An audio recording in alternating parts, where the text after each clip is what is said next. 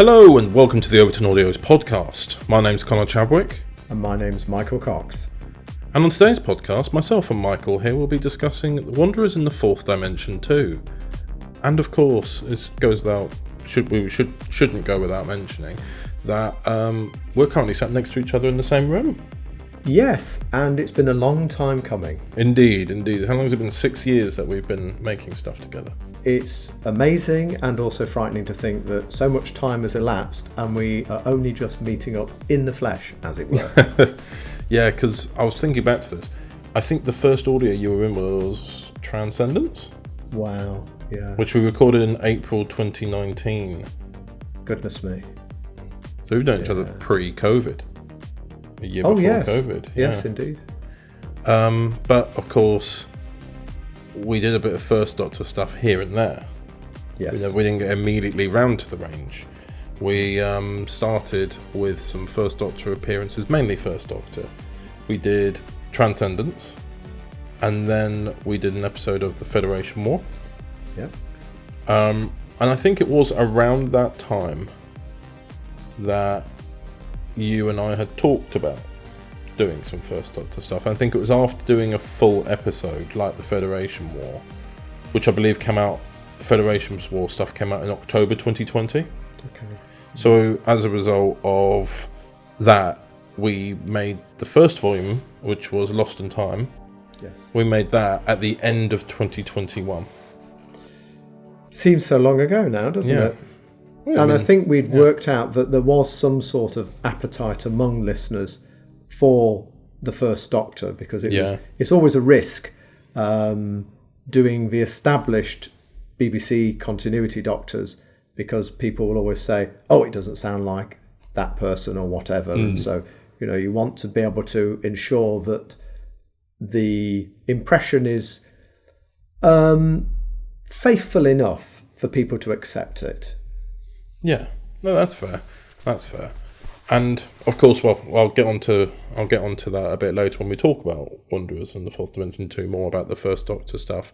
But firstly, one thing I always try to ask when the podcast starts is, how are you? I'm not too bad. I'm rather warm, and I'm a little bit tired, and that's true for you as well. Oh, yeah. We were meant to record this much earlier in the day, because we've had a bit of a filming day today. Been filming bits and pieces. I've been doing some cravat stuff. You've been doing some First Doctor stuff. It's been a very, very fun day. Very, very fun day. And it's been very energetic, but it has flown by.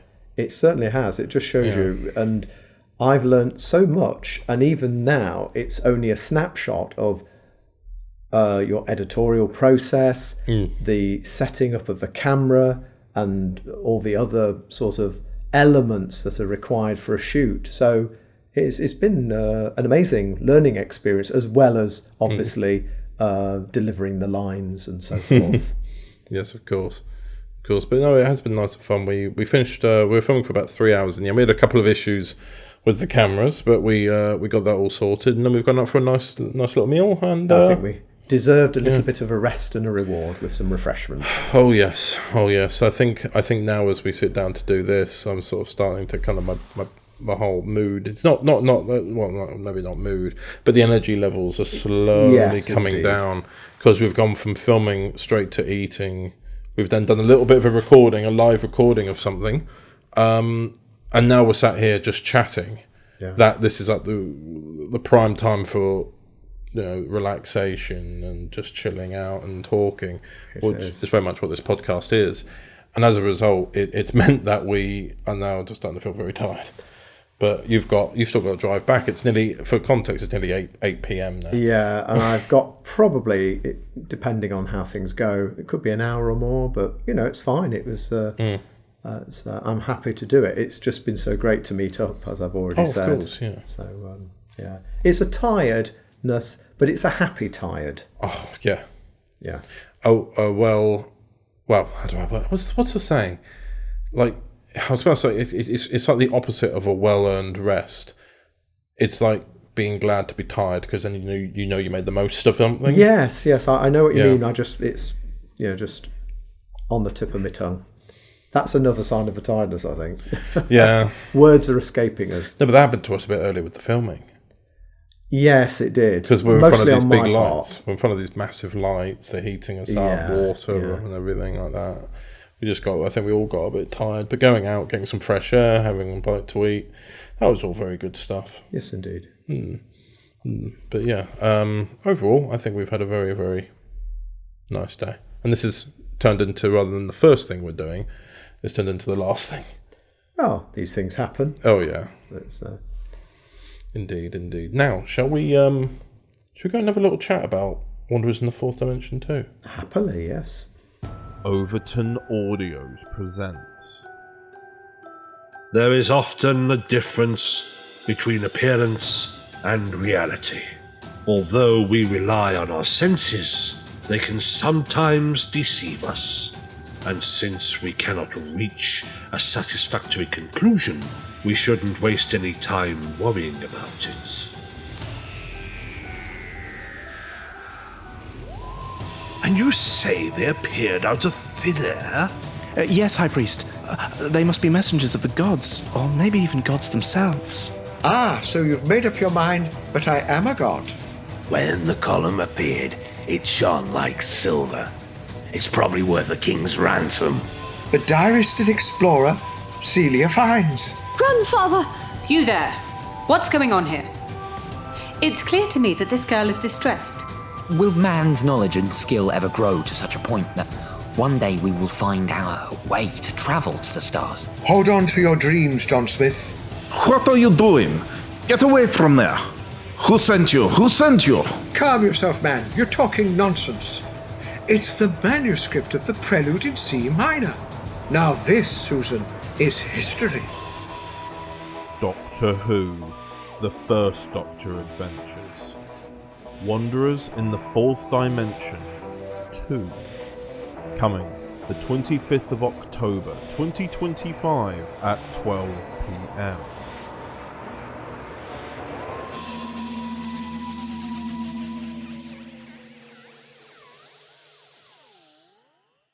And welcome back to the podcast, and I'm here still with Mr. Michael Cox.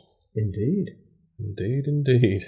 Wow. Yes, so we're going to be talking about Wanderers in the Fourth Dimension 2, which, of course, has been, I don't want to say a long time coming because it has been written for a while, but it's coming up to 2 years now since Wanderers 1 came out. Again, it's scary with the passage of time. It catches you unaware. Yeah, we had Wanderers 1 came out just after the Prism 60th. Oh, right. That was December 2023. Yeah. And then we had the final volume of Lost in Time 2 come out the following summer 2024. And then, since then, we've had glimpses of Gallifrey a couple of times. And now here we are with another full volume. And in fact, I think we strategically delayed Wanderers 2 because of glimpses. Yes. So that we could look back a little bit before Flight from Gallifrey and just explore some parts of the Doctor's life without worrying listeners with how does this affect continuity. Yes. This is the thing with Glimpses of Gallifrey as an example. It's very simple for us because it's just before Flight from Gallifrey. Yes. And of course, just know that in the order it comes out in is the order to listen to it in, as in, like, it's not like Glimpses of Gallifrey Arcadian Adventure is set before Holiday to Remember. We know from the story that it literally cannot be because of Govinda Lunda and other references that are made. Indeed. But yeah, because we had to change some of the schedule a little bit because typically I aim for First Doctor volumes to come out. I don't know why, it feels like a wintry volume kind of month. Maybe you're connecting with the original broadcast, in November. Yeah, so when we had to shift things around because of Torture Clandestine coming out into 2 parts rather than the full 8 we were going for. As a result, it meant that we had to shuffle everything up to make space for Clandestine, and that is where the First Doctor, Lost in Time 2, comes into a summer release rather than a once a year type of thing, which is why I think, like you say, we push back Wanderers 2, but also there are other elements at play. as to why that was done. Indeed. Yeah. But we can't speak about such things. No, we cannot. We dare not. No, definitely not. But nonetheless, so this volume, how soon after... There's a little gap of story between the first two volumes, isn't there? There is, and we did some tweaking after episode 1, Beyond Belief, was written, just because we're conscious that it's not entirely clear how long the Doctor and Susan are travelling through time and space before they land in Shoreditch. And so it seemed prudent not to tie things too closely together, so that if necessary, either we could go back and fill those gaps with specials, or we could just leave those hanging for the listeners to think, oh, maybe he did this and maybe they did that. We don't have to do necessarily all the work. It's, for the listener also to think, oh, I've read some Virgin Original Adventures and that would fit into this point, or, I've got my own continuity. People, they've got their own canon, of course, and we respect that. But then again, we've always tried to, whenever we've discussed continuity, you've always looked at every frame of reference from all expanded media and tried to find some middle ground there. Yes, indeed.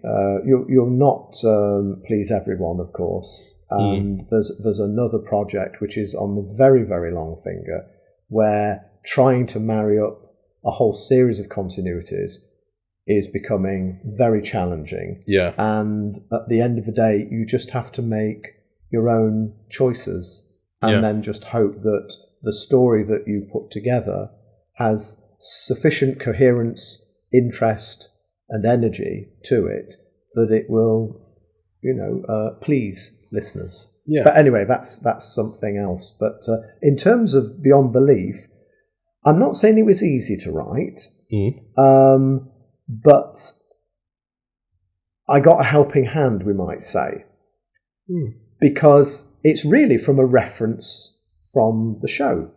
Yeah. Oh, yeah, because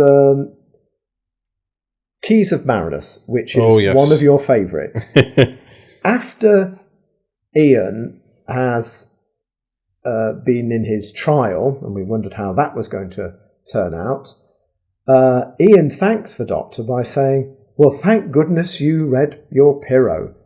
Read it? I met the man, says the Doctor. Oh. And so that was the thing I thought, we've got a definite reference. We've already done this with, we know he met Henry VIII because he references that with Barbara and Ian and Susan and says, I threw a parson's nose at him.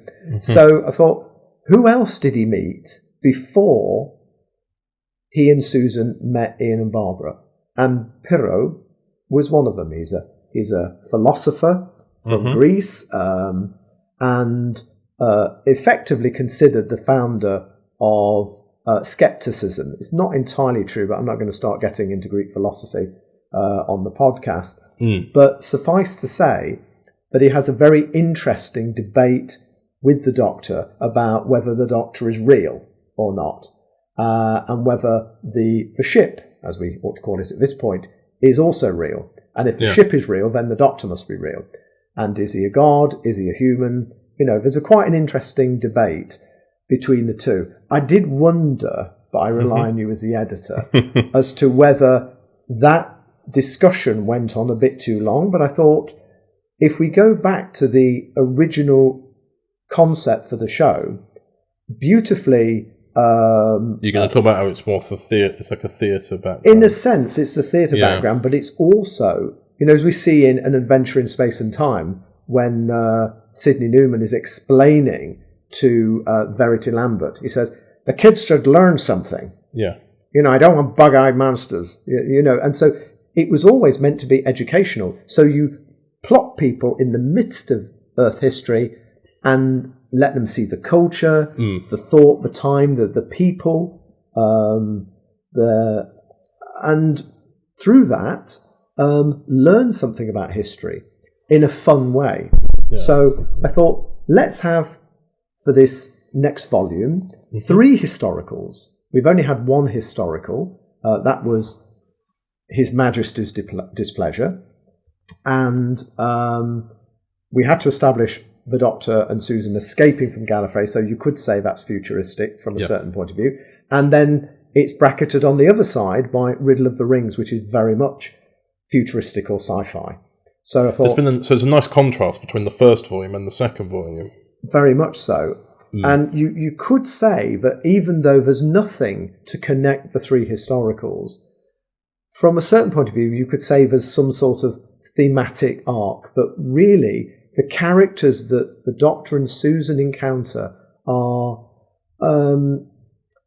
ingenious, creative, in a sense. So it's a it's a nice yin and yang that you have for these, because the odd-numbered volumes are all set in a futuristic setting, at least. Yeah, and then essentially you've got the second one in the middle. Yeah, being a nice kind of reflection on the past. Yes, it's indeed a nice yin and yang with it. Yeah. But nonetheless, where was it that I saw that you'd said that I can't remember if it was with Prelude or Beyond Beliefs. You said that you'd visited there as a child. Prelude. Yes. It was Prelude. It was, yes. There's 3 elements to that. One is, when I was a child of about 8 or 9, package holidays were very popular. This is in the 1970s for reference, listeners. And my family and I, we went to Mallorca. That became quite a popular holiday destination at the time. And we're on the sort of east coast, but we went on a day trip to a place called Valdemossa. There was an old monastery there that was no longer occupied. But interestingly, with a government edict, back in the 19th century, I think, 18th or 19th century, it was made available as living quarters for tenants. And 2 of the people who went to live there were Frédéric Chopin and his lover, Georges Sand, the novelist. So I remember us going there, and you look round, and there was a room which had the piano that Chopin composed the preludes on. And there was his death mask there, and there was a cast of his hands as well. It's all a bit creepy, really. Yeah. And so, it was quite interesting with that to have actually seen something like that. I mean, I didn't really appreciate it in the way that I do as an adult now. No, but I remember, sorry to interrupt your story, but I remember being on holiday as a child, and I was like, I can't wait to just run around and be in the swimming pool at the hotel. Or you just want to run around and explore, but you don't want to be stuck on a day trip. No. So I'd always moan as a kid when we'd go, we're going to go and look at this castle. Do we have to get on a coach and go, I just want to be at the hotel? Yeah. But this, honestly, the benefit of hindsight, I suppose. Yeah. Like, I look back on the times I went to little day trip things with my family on holiday. Yeah. But what I did to help me was, because at around the age of 12 is when I started making fan content on my camera. I would make it part of a story. So I'd still film a Doctor Who fan film at these places. That's so clever. We're here back in time. Even though it's like, well, these are ruins, though. Yeah. But you'd be like, we're back in time looking at the ruins, and I'm here by myself, not dressed as the Doctor in holiday costume because I'm just doing this on a whim. Yeah. The Doctor's dressed in a tank top and some shorts and some sandals, going, I'm the Doctor. But I remember those things, and I kind of wish nowadays I pay a lot more. Again, I suppose this is the naivety of being a child, and I think sometimes we crave for some naivety. Sure. The sort of childish naivety, anyway. Yes, Maybe not the toxic ones. No, but you want to have that ability to see magic in everything. Because now I take things very literally now. So when I was a kid, I used to use my back garden as Gallifrey. Just turn on sepia tone on Windows Movie Maker, and it was Gallifrey. That's clever. Yeah, but obviously, I look back and I go, well, it's just my garden with sepia tone. And I realise that kind of magic is gone. But simultaneously, I do wish I'd been more attentive about the places I visited as a child abroad. Yeah. And it's only when you get older that you really think about it and you go, actually, that is interesting. I should have been, again, but I suppose that's the childish naivety of it. Yeah. And I suppose is that the sort of a very similar thing that you've had here. You remember back to that. Yeah. And you've gone, oh, actually, how would that work? And thought, and it's interesting that, as I said, there's three elements to Prelude. One is obviously Chopin and the composition of the preludes, but the hook into it is, well, we can say this because it's already out. Oh yeah, spoilers away. This is to celebrate Susan's birthday. She listens to Barry Manilow in concert, and of course he based... You give me very specific references. Yes, indeed, because it was Could It Be Magic is based on the Chopin Prelude, or one of them anyway. It was very nicely connected because obviously, again, we'll get onto this part later, but the whole story is a double meaning. Well, yes. It links to this song, but there is something that happens at the end of the episode that is very much a prelude to the coming events. Exactly. But it's nice. It's a nice story that is a mixture of lots of mini stories. Yes, in a sense, but all have a shared thread. In a sense, you've got 4 elements or 4 segments. Yes, because I could see them being little comic strips, like the Doctor and Susan going out into the jungle. Was it the Galactic Gazetteer? Was it they love that book. Yeah, and Susan but it seem is to right. Really read, yeah. But he wants to update it, and all these things are happening around them. Yeah. It feels like a little comic strip story. Yeah, all of them do kind of feel like that. I could imagine like a little comic panel of the prelude being played at the was it the Top of the Pops performance they went to? It was Midnight. I can't remember. Midnight Express. I can't remember what it's called. But I can imagine the door swinging open, and you're like, "Whoa, okay." Yeah. So like, oh, that was amazing. You're like, well, anyway. Yeah. He's put himself through listening to this because it's for her. Yeah. And that's also nice to always, because especially at this point in the first Doctor's life, when we first meet him, really in Unearthly Child, he's grumpy enough. Oh yeah. So and that's what's been really interesting listening to. I say listening because I did edit it, but there are a few elements in this volume where the Doctor's actually thinking more selfishly than we were expecting of the Doctor.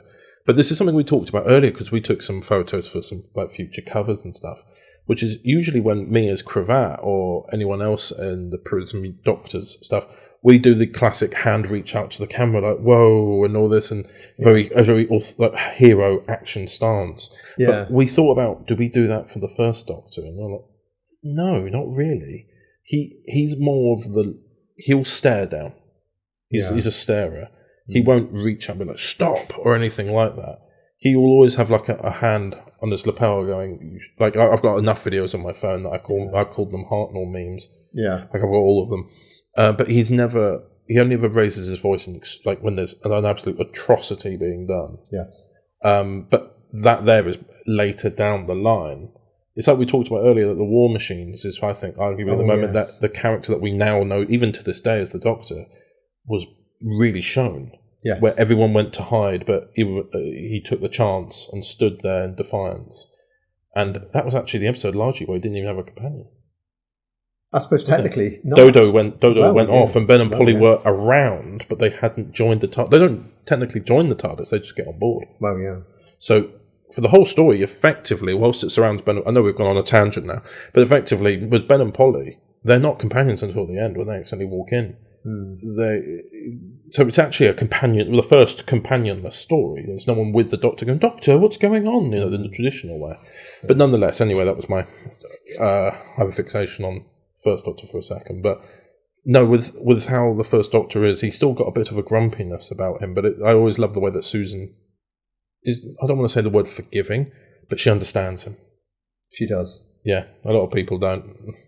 Well, it's interesting that I should know. I mean, I wrote these things. I should remember the names instantly. Yeah, but like I always say to people, you wrote these years ago because you had ideas and you've written it, and I always like at the moment you're writing scripts for something that definitely won't be out next year. No, indeed. So but that's the thing. You've got a burning desire to want to write these things. Yes, and you do take breaks. Yeah. You have taken like a 9-month break. It's just I'm still trying to catch up. If you wrote every weekend, I'd be ruined. Yeah. I mean, it takes a while to produce certain scripts because certain ideas just don't seem to work. And it's not that I don't want to ask you for help, but I know how tremendously busy you are with writing, editing. You can ask me. But I always know that you know your style so well. Yes. That with your process, you'll write something and go, why doesn't that work? And rather than just trying in the moment, you'll step back. Yes. And you'll do something else. Well, exactly. There's always another idea. Yeah. It's just a matter of time. On the back burner somewhere. And as often, dear listeners, I sometimes message Connor and say, I'm going to have to step back from this particular episode for a while, so that I just need to give it distance so that I can come to it fresh and say, how does this need to go?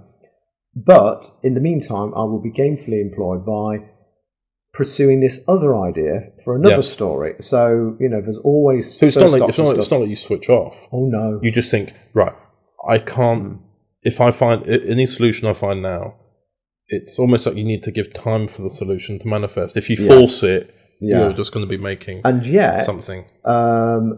When we knew that we were able to have this meeting live, I actually was able to write something fairly rapidly. Yes. But sometimes that's what you need as well. And everything seemed to fall into place, which is amazing. Just going back to the thing that I couldn't remember, it's now popped back into my brain, was you talked about the doctor being grumpy and Susan understanding him, and, best of all. Maybe that's why he calls her my favourite person so often, because we get the impression, we hint at it in certain parts when we're doing various Gallifrey episodes, that his family are a bit standoffish.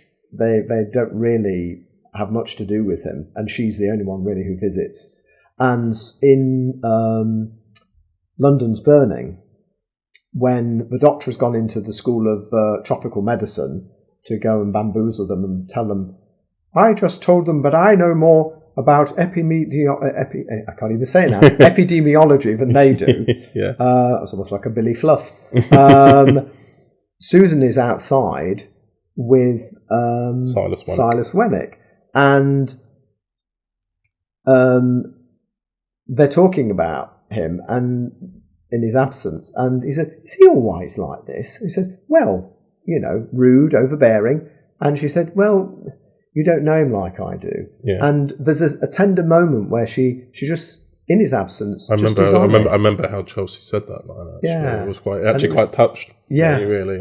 And I think that's the thing, that we always have to remember, that she's they only see the surface. Committed to him. Yeah. A lot of people... And him to her. Well, this is the thing. Like I just had this thought whilst you were saying this about how the family are quite standoffish. Do you think that's the reason why he feels the need to... Like, people might call it grumpy. Yeah. But is it just that he feels the need to stand up for himself, maybe? Yes. Because it's always, even like in the show, it's been said that he was kind of an outcast in the family. Yes. He never quite belonged, which is why he longed to get away. Yeah. And in this sense, nobody really visits him. It's been written into Flight from Gallifrey and Glimpses of Gallifrey that he's kind of like, not an outcast, but everyone's not, like you said, people don't bother with him. Yeah. He doesn't quite conform. Yeah, indeed. And therefore, because he doesn't conform and he's a little bit different, they don't bother. So he feels the need to prove himself, maybe. Yes. So I think by the time we get to the end of Flight from Gallifrey, he's got a whole number of reasons for leaving. As long as he's got Susan with him, then, that's as much of Gallifrey that he really needs. I mean, I'm kind of realising I'm unpacking the psyche of the First Doctor a little bit, or his early life. Yeah. Because I'm now thinking back to the Divergent story that we did, where you played the alternate First Doctor, and we recreated a scene with Braxitel. Yes. And Braxitel's really nice to him. Yes. Because I think it was that, because did I play Braxitel in Flight from Gallifrey as well? He Did he not appear? I don't think he appeared. I'm trying to remember because maybe I'm getting don't confused because I played Braxitel in Divergence, but I couldn't remember it because I know there's a second appearance of Braxitel in the finale because all the scenes align. Right. I think it was there where there were two versions of the scene. But it's one where I think in the diverging timeline, Braxitel offers the First Doctor a higher position. Yes. Which that higher position means he never considers leaving. That's it, yeah. And that's the thing. It was, and it kind of links back to that acceptance. Braxitel was a lot warmer. There was a little bit where he was like, "Oh, Theta, come on," this, that. And then you're like, and then you're still, there's still that element because that wouldn't necessarily make who the First Doctor is without that need or that need to not necessarily confront, but what's the word? True to who you are, if you know what I mean. Like he's not going to pretend to be something for somebody else. No, and if we read back, which one shouldn't really, all that stuff with Romana 1, when she comes on board the TARDIS, and she says, well, I do have a something like a triple first from the Academy, and the Fourth Doctor sort of, you think that should be impressive, do you? He said, well, it's better than something like a double at the second attempt or something like that. I can't remember. In the novelisation from Terence Dix, he's actually changed the designations of the degrees or whatever.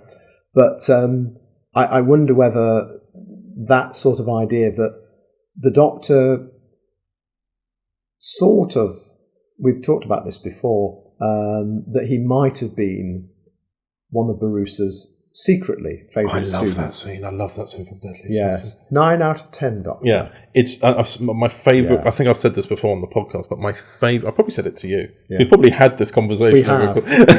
But I've read a comment on it, which was on the original BBC upload when from 15 years ago they uploaded the clip where he says 9 out of 10, and he laughs and chuckles and goes, "Thank you, sir." And there's this little smile that he has, and someone said, "I imagine that Barusa spared ever making any progress with the Doctor, but behind closed doors, secretly, the Doctor was his favourite student." I love that as a little bit of like, even if it's not necessarily confirmed in the show, I love to imagine, because that little smile, the Doctor's not looking at him. He does that privately. He doesn't want the Doctor to know that he actually quite likes him. He keeps that kind of... I always love that little bit of addition to it. And and just keeping going with the Fourth Doctor for a moment, when he... a lot is based on experience. So she said, "Oh, do you want me to look up the coordinates?" Again, Romana 1. And he says, no, it's such and such. And he said, "Oh, just experience." And then the other thing that he mentions about, this is called pot luck. So when he uses that. So I think because of the way Gallifreyan elite society works, they're all, as were called by Brother Lassar, dusty senators. Oh, yeah. And so the Doctor, this is the weird thing. That he is, we've got to remember that he's old, but he's young. Yeah. And so it's almost like, even going back to the Greeks, the idea of a coming of age thing, that you go out into the world on your quest. It's not quite Telemachus, going out in the Odyssey to find his father, but although, of course, there is an element of that from the Eighth Doctor, if you remember. Yeah. But still, he's going out to prove as much to himself as it is to anybody else. Oh, yeah. Yeah. I mean, one thing I was going to say, and I only really... Oh, God, I can't forget it now. It was something that we were saying just now. That was it. I was speaking to my dad on the phone yesterday about qualifications. This is about the qualifications to the TARDIS and everything like that you were just talking about. About experience. Yes. And I found out in the construction industry right now, and this is related to this, even though it sounds like we're going off in a completely different direction, I found out that even though I've got 10 years experience in construction, just because somebody goes out and gets a degree who's about 10 years younger than me, they can get paid more than me and say that they know more than me. Even though they've never been on the construction site. They've got a piece of paper that says they know something, even though I've been on site 10 years. So I like to think in that same realm that if Romana says, "Have you ever done this?" "Oh, no, I've never seen this before. How do I fix this?" I can see the Fourth Doctor just kicking the console and it's fixed.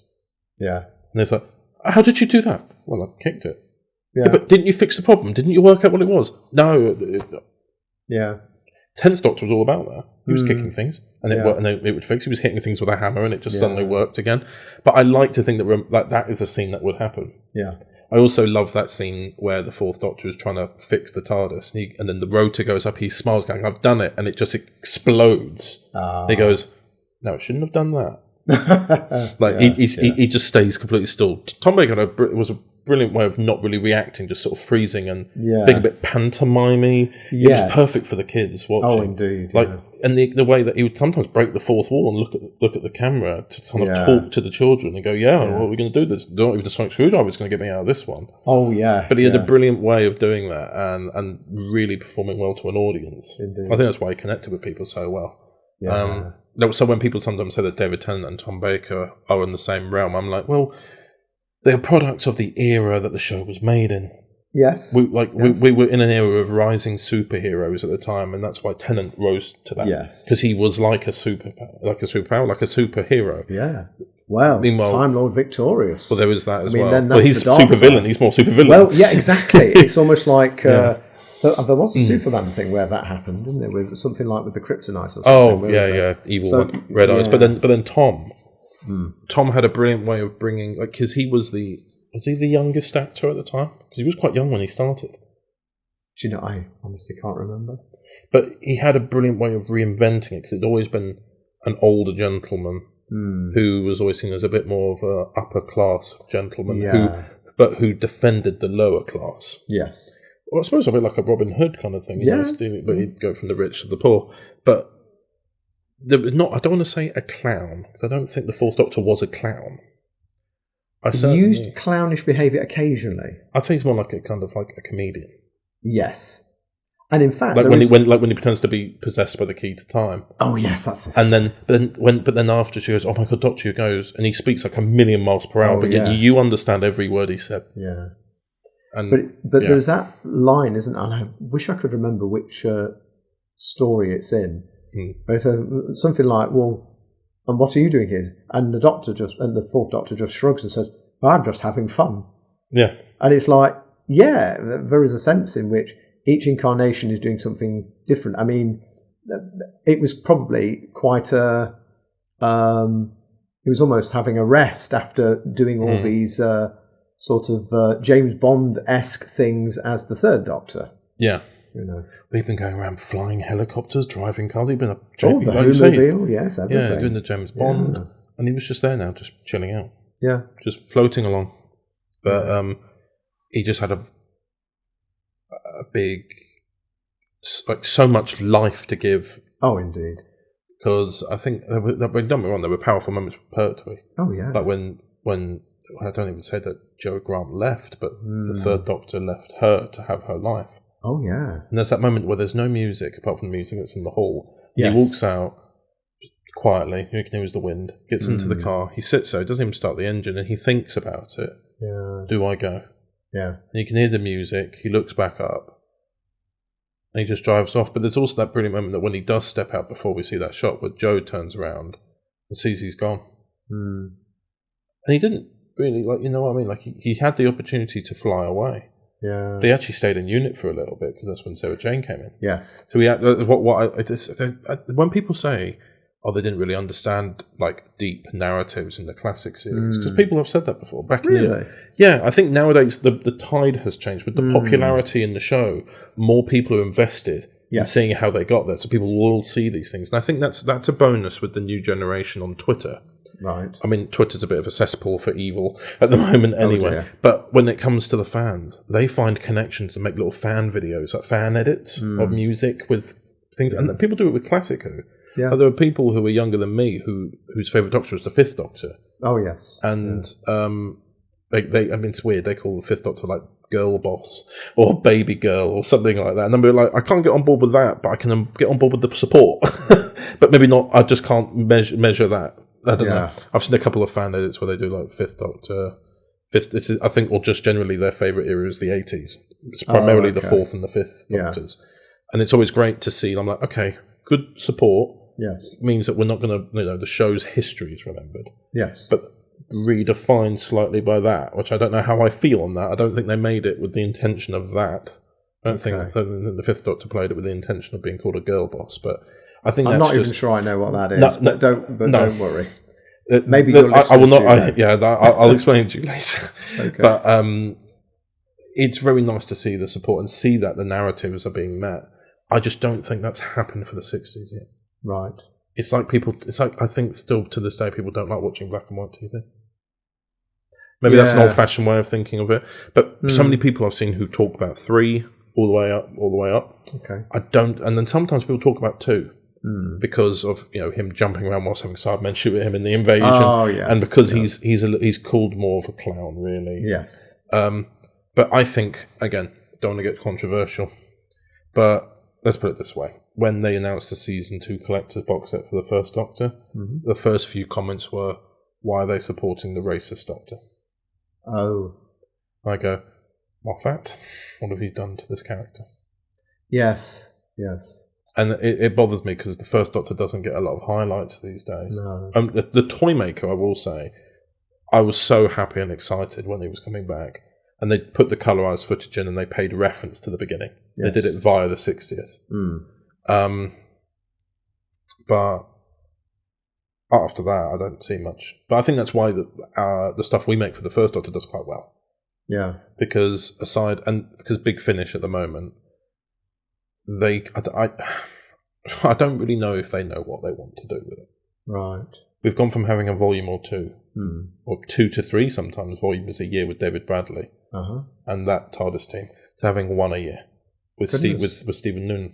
Oh yeah. And they've started doing a thing called Doctor Who Unbound with David Bradley. Oh. And that team again. Right. Can I talk to you about that, or do I don't know anything about it, I'm afraid. Right. So they announced in September 2023, and I did message you about it because they said it's Doctor Who Unbound. So it's the First Doctor Unbound, where they go and unleash a new time vortex of adventures. And I was worried that they were going to go, oh look, it's the First Doctor, Susan, Ian, and Barbara meeting the Cybermen. So I said to you at the time. Oh, so it's all coming back to me. And you said you don't want them to meet anybody out of sequence. I know it's Unbound, but still the fact that this is at the beginning of their story, it sort of undermines. But that's something. Yeah, but like that's the thing. So far, the first one they've done is with the monk, right? And it's the monk after the first Doctor last saw him. Oh, okay. So, but he's crossed a timeline and come back too early. So it's after Dalek's master plan, but it's a newer generation afterwards that have come back, and they've crossed timelines. The next one is called Return to Marinus. Oh. And it's the Daleks trying to take control of the machine. Ah. But it's the Daleks design at the TV movie Daleks from the 1964 annual. Oh, okay. You know, the one where they've got like the plate on the the little red plate. They took the blue and yellow ones, but they have like a plate in the centre of them. Sure. And they've got these markings, and it's like looks very TV movie. So they're going for more of a TV movie vibe with it. Oh, okay. But like I'm like, okay, so you've come back to do Unbound episodes, and you've done the monk arriving too early, and it's part of the story that he is accidentally come back too early. That's part of the story. It's not what if they met the monk earlier. Right. The monk has already done Dalek's master plan and has made a mistake. Right. So I thought, is this how it becomes Unbound? The monk's going to mess something up. No. Oh. No. They just say, our time tracks are out of sync, but we'll resync again, and then we'll be fine. So I'm like, this isn't Unbound then. Yes. The premise is... They say at the end, because the Doctor and Susan talk about time tracks, which I thought, that's good, because we've done that, and they don't often do that. And Susan's like, we'll forget this, won't we, Grandfather? And he goes, yes, we will. And I'm like, so it's not Unbound then? Because you're going to forget it and you're going to carry on as normal. This is just an extra story. And then he goes, for the next day or two, we might be having a few weird moments. And then I think the Daleks and Marinus is meant to be another Unbound story, but they've just confirmed that it's canon because it's just that they've accidentally gone off in a different direction for a bit and then they're going to come back and continue. I'll talk to you about it later because it's like we could talk like but nonetheless, what we were talking about, something that I quite enjoy about the First Doctor stuff that we make, and this is something that quite a few people have commented on, which is the way that it works as you could make this as a theatre set piece. Ah, yes, yes. Like a lot of the areas, even though we're going to locations and stuff like that, you can imagine it in the 60s. Like going to ancient Greece, I can imagine what that would look like. Yes. Cardboard sets, bit of sand on the ground, Yeah. the market's covering most of what you're not supposed to see behind at the Exactly. set, and you can imagine it populated. You can imagine it on a much smaller scale. And I mean, with and a much smaller cast, of course. Of course. So Well, a lot of these episodes do have a small cast anyway. Indeed, like with have I forgotten the episode? Episode 2. Revolutionary Minds. Because that changed a couple of times. It was a revolutionary woman. Yes, it was. It was referring to Celia Fiennes, but then with the John Smith element, you thought, well, actually, it's both of them. It's both of them. Yeah, and that John Smith is the John Smith. It is. Yeah. So we'll see whether people like that in the comments reading, I suppose. Well, this is the thing. I saw. What was it that we said? Was it we said this, or someone else has said that we saw the Second Doctor first use John Smith because he read it somewhere. Okay. And they went, "Oh yes, hello, I'm John Smith." And I'm like, "Well, he could have just read it, it could have been a person." That was something very specific you wanted with John Smith, because it's the John Smith, and you wanted it to kind of almost call back, but also like call forward, I suppose. Yes. To the John Smith that the 10th Doctor becomes in Human Nature. Very much so. So when you were looking at casting, you said you wanted someone who actually resembles a slight offshoot of Tennant. Yes. So that it's almost like in the future, when the Doctor was regenerating into the 10th Doctor, his vision of a hero was that John Smith. The John Smith that he always introduces himself as, he is now the embodiment of that John Smith. Indeed. Yeah. So he becomes someone similar to that he can emulate. And that's why we were aiming for an offshoot of Tennant's, and naturally James Sutton. And that was and this was James Sutton's debut in this range. Was it really? You don't think he's not done it? No. Yeah. He's not done any others before. In fact, we got quite a few cast members in this who've not done that before. I think Beyond Belief was John N. Harper's second time on it, but he played Walter. Do you remember in Walter Peabody? Brains. But then he did an American accent for that, and then this one he's playing a Greek. Did very well. Yeah. But that one he recorded that 4 years ago, and now here he is. Goodness me. Now doing Xanthias. Xanthias is how you say it, isn't it? Beyond Belief. Xanthus. Right, yeah. The son of... I was trying to concentrate on the X rather than the ending there, so I got it wrong at the end. But no, and then Celia Fiennes I didn't really know about. I looked it up afterwards. Yeah, well, again, this is part of my own personal history or story. When I was doing A-levels, this is a long time ago, listeners, back in the mid to late 80s. I studied historiography, so that's the science of how history is written and recorded. Wow. So one of the historians we actually looked at was Celia Fiennes. Yeah. And she is she's not sort of a historian as such, she's a diarist. And she wrote a travel diary. As she's going around the country. It's called Through England on a Side Saddle. And it's still in print. Wow.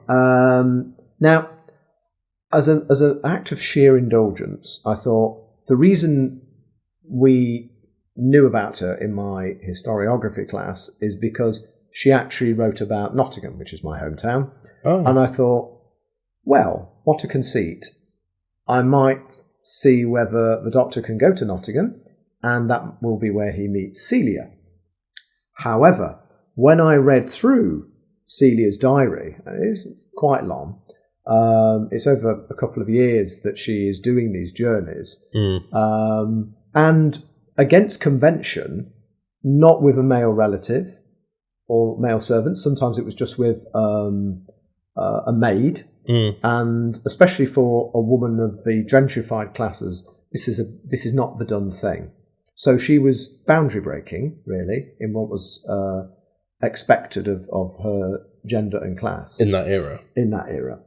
But anyway, looking through the trip to Nottingham, she, as I could even remember without reading it, all those years ago in sort of sixth form, how she described Nottingham, and it was known as the Garden City back then.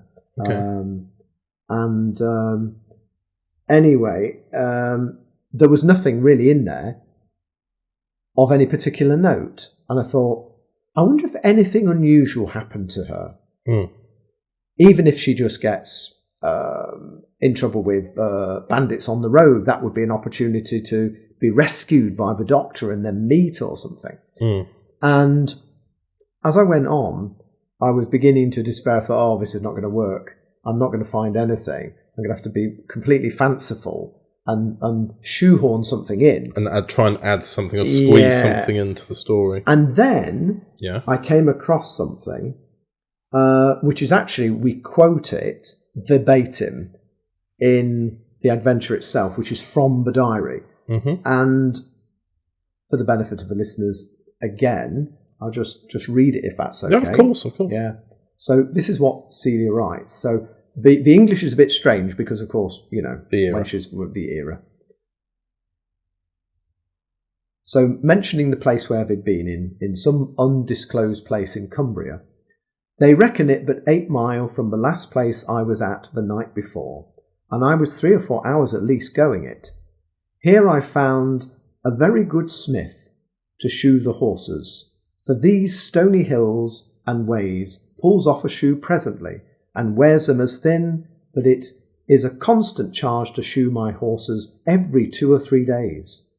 But this smith did shoe them so well, and so good shoes, that they held, some of them, 6 weeks. So I thought, 6 weeks, that's a significant difference. So what was it originally? How long? 2 or 3 days. Oh. And these lasted 6 weeks. So I thought, that sounds sounds a bit extraterrestrial to me. Yeah. So I thought, that's our way in. Yeah. And it's vague enough. Yeah. Yeah. Yeah. So it was great that there was something that we could play on.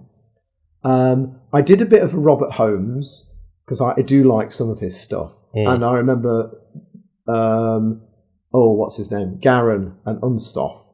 Sometimes he would just have the sheer indulgence of really filling out characters who were they're sort of central to the story, but you feel that there's time has been given, care has been put into the crafting of the characters. So with the baddies in this, who are proper baddies, because I think Garin is a lovable villain, really, and Unstoff is a long-suffering companion to a villain, really. With Old Bill and Jethro, we've really got people who I could almost imagine them, I could almost visualise them. That they're not quite moustache twiddling villains, but it's, again, as you say, with the theatre piece, you could imagine even Old Bill looking to camera and say, I'm going to sort this fella out, or whatever, because I think some of the actors, and they say it of the High Priest of Sacrifice in the Aztecs, he looks to camera and he's doing a very almost Richard III and slightly hamming it up. She is a false goddess and I will destroy her. And it's like, you could imagine some of these other characters, if they're not given a note from the director of how they might play it. So I think it's sort of the way I've written some of those characters fits quite well for the 60s and how they would have been performed, or even the characters conceived and then performed, so that it becomes authentic. Yeah. But we, in the first instance, as we've already said, it was a revolutionary woman, and then we introduced John Smith. Originally, there was just going to be a smith who deals with the alien metals of the Doctor's coins, and just provides the shoes for Celia, and that was going to be it. And then I thought, wait a minute, a smith, John Smith. We have a perfect opportunity to actually do something with this. But it went through several versions because I thought, for the Doctor really to take somebody's name as a sort of pseudonym when he's dealing with other people, he could take any names, and he could at any time. I remember you was telling me when you were writing it that you knew what you told me what this was. Yeah. But you said, bear with me. Yeah. Because it needs to be right. Because we had to. I mean, I still now think that there wasn't enough time with John Smith for the Doctor to really bond with him in the way that he made that his death. It's the longest episode you've ever written. Is it really? 1 hour 20. No. Yeah. Wow. I apologise for you in editing. But the thing is, I think it's to do with, obviously, maybe when it reads, it might not feel like enough, but the scene where they're both outside at night, and you're, as a Doctor, having to pretend that you're not from the stars. Yeah. And he, a simple Smith, yeah, is talking about essentially talking the First Doctor's language. Yes. And from the First Doctor's perspective, obviously this being pre-unearthly child, he's probably thinking, you're just a human. You've barely found the technological advances that we have. Yeah. But you're already looking to the stars. Yeah. And you're asking the right questions. And I think that's it. Maybe it was the potential. A man so far ahead of his time, asking the right questions, but the right people weren't around him to answer. And also the tragedy of, even within the limits of what was possible in his own era, that this John Smith could have achieved greatness. Exactly. And didn't. And maybe that's also the thing for the Doctor. But it's the fact that he willingly also sacrifices himself. Exactly. He sacrifices his gifts as well. Yes. His knowledge. Yeah. And I think it's the missed opportunity and the lost opportunity that the First Doctor almost was like, was he an equal? Yeah. He was asking, essentially, there were times where John Smith was asking the questions that the Doctor has been asking as well. The Doctor sees himself reflected in this person. Yeah. I think also that when I was writing... And they both accepted one another. Yeah. That scene where they're starting to, I'll oversee. Well, you don't know how to use this metal, and I could imagine it in my mind's eye of, one of those things where you have the busy sort of music from the classic era. Like when the Doctor is walking to Paris to go and rescue Ian, Barbara and Susan. Oh, yeah. And, of course, I think at one point it's a different actor, isn't it? Yeah. And they've got that sort of quite busy sort of upbeat music. I can't quite remember what it is now, but I imagined if this was a live piece of us actually seeing them working away together at the forge, and just with the music, that sort of music over the top, and you see it rather than them discuss it. You know what I mean? And you just see them working together and, wiping their brow and, sweating away at the forge. I can imagine that the First Doctor would have taken his coat off. Yeah, exactly. Sort of rolled up his sleeves, And they'd just be working together, and just for glee of a delight. It would have been free flowing as well. I don't think they would have hit not hit each other, but they wouldn't have gotten each other's way. No. They would have complemented each other in that realm. I suppose that's a restriction that we have with the audio, but as you say, sometimes it is difficult. It is difficult, and I think I mentioned to you, I said, in the ideal world, if we could just do things indefinitely, maybe it would have been the Revolutionary Minds Part 1 and 2, and one was dealing with Celia, and then she would fade into the background, and the second one would be the Smith, where he would come more to the fore. But both stories complemented each other so well, and they mesh quite well. Yeah, and you've got the story. You've got the story of the Smith who looks to the stars. Yeah, and you've got the story of Celia and her maid. Of course, that's the thing. That's another thing too. There was no record of the maid properly, was there? I tried to find the name. She had several. She's not got a name, is she? She's just maid. It's. I think we call her Mary. Mary. And I just took a chance because I couldn't find the name. Whether we knew the name of any of her maids during that period. And yeah, I mean, it's an interesting story of her life, Celia. That she did all these things and went around the country, and sometimes she did join up with other parties of travellers from A to B, gentry, male gentry, and she never comments about being judged by them for the fact that she's just with her maid, which is quite interesting. Whether she suppresses that part of the experience, I don't know, because she's usually quite free in her comments about things. Yeah, I think she would be.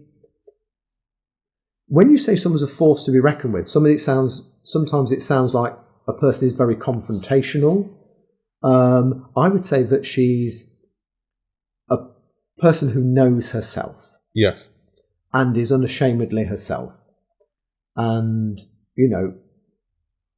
she just lives her life. Yeah, that's fair. And I think that's, perennial message anyway.